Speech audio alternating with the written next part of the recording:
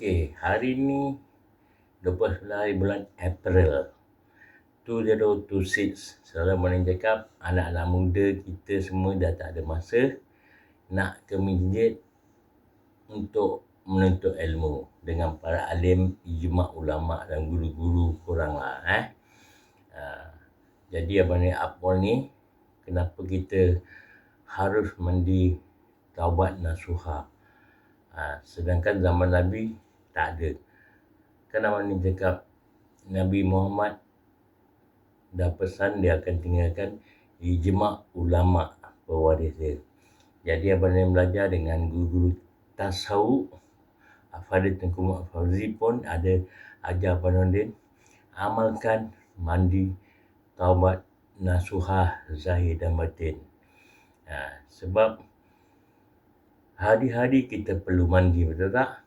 Jadi kita mandi bukan macam orang kafir mandi pam habis gitu. Tapi kalau kita mandi buka air mandi kita niat aku mandi taubat nasuhah zahir dan batin. Lepas tu buka air jatuh kena kan, selawat dengan sabun Allahumma salli ala Muhammad dalam hati. Semua selawat-selawat. Lepas dah mandi semua kan, jangan pula korang mandi selalu yang korang nyanyi lagu-lagu Jamal Bila ke, Siti Nurhaliza ke untuk maafkan kaum hawa. Lepas ni, hari-hari mandi jangan rugi niat taubat nasuhah zahir dan batin. Selawat dengan sabun semua lepas mandi semua kan. Lepas mandi korang keringkan kepala aja. Takut apa? Takut sakit. Jadi air yang kena kita bertubuh tu kita biarkan biar dia kering kan, macam air wudu. Lagi abang ni kasih contoh. Kenapa kita hari-hari sebelum solat kita nak kena ambil wudu? Boleh faham? Sebab air wudu ni kan, para alim ulama cakap sama-sama air wudu ni, apa-apa kita yang makan apa ni, makan yang tak halal whatever ataupun kata-kata kita yang tak senonoh, ataupun kita kurang ajar dengan mak bapak kita kan, kata ulama ambil wudu kan, dia akan akan melalui air wudu. Tapi yang abang ajar ni mandi taubat nasuhah. Sebab apa? Kadang-kadang ada anak muda zaman sekarang pun dah tak ada masa nak ke masjid ataupun solat ambil wudu. Tapi kalau mandi ni hari-hari korang nak mandi, betul tak? Jangan rugi. Abang ni angkat Apol ni, kalau korang amalkan boleh, tak nak amalkan pun boleh. Jadi jangan rugi. Lepas ni amalkan mandi taubat nasuhah zahir dan batin. Kalau korang tengok ni VTT kan, bermanfaat, korang FYP kan, ataupun korang share dengan kawan-kawan korang. Jadi kita solat pun dalam keadaan suci menyucikan, dalam keadaan bersih. Ini semua ni kira fardu ain. Fardu ain awal-awal lagi. Itulah jalan-jalan para alim ulama, jalan tasawuf. Okay. You all take care. Stay safe. Assalamualaikum and ciao.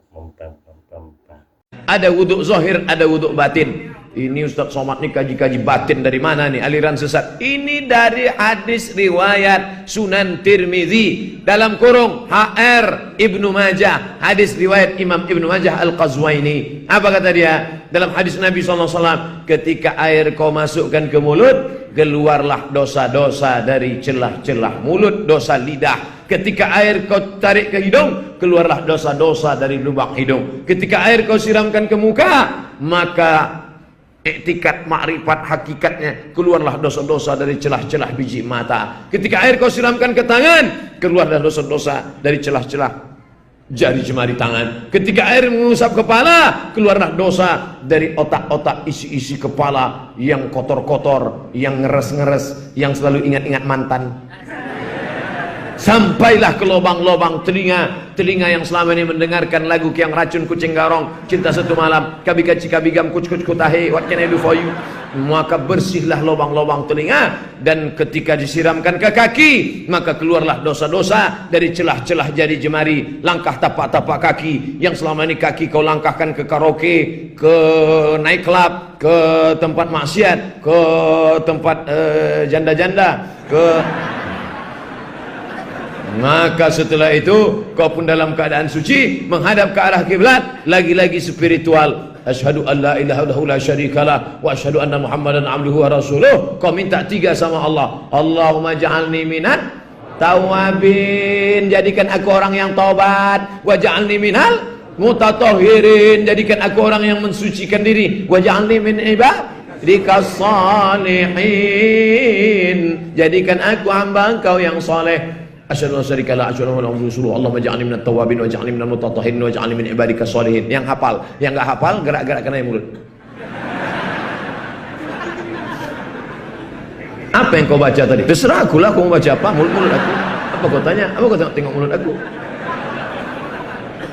Makanya ketika wudhu itu seimbang antara zahir dan batin, antara material dengan spiritual. Tobat nasuha itu beda dengan misalnya nih gelas habis dipakai, airnya air putih, cukup dikasih keran bersih, air keran, nggak usah digosok. Tapi kalau ini pakai minyak, ada minyak lengket di situ, harus digosok nggak? Nah, ini yang disebut taubat nasuha. Jadi taubat nasuha itu menggosok kolbu kita supaya bersih dengan pengakuan dosa kepada Allah. Nah, di dalam ajaran Islam nggak ada pengakuan dosa ke ustadz, nggak ada, pendeta nggak ada pak, ke guru nggak ada, ngaku kepada Allah. Semua kita kan punya dosa nih, bener pak? Ada yang nggak punya dosa? Saya cium tangannya pak. Makanya kita dianjurkan cium tangan anak kecil. Makanya bapak nggak boleh marahin anak kecil atau ngusir anak kecil dari masjid. Terganggulah. Kenapa? Nabi lagi khutbah Jumat, Hasan Husain datang, turun, diambil, digendong. Lagi sholat, naik ke punggung Nabi, ikut sholat. Keberisikan iya, tapi sekali kita usir dia, nanti anak tuh mikir, masjid itu tempat orang-orang galak ya, gitu. Benci nanti dia ke masjid, Pak. Nah,